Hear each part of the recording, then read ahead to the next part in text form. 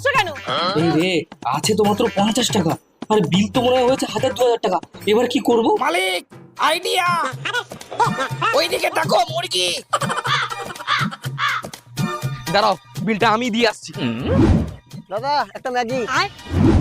দাদা একটা চা।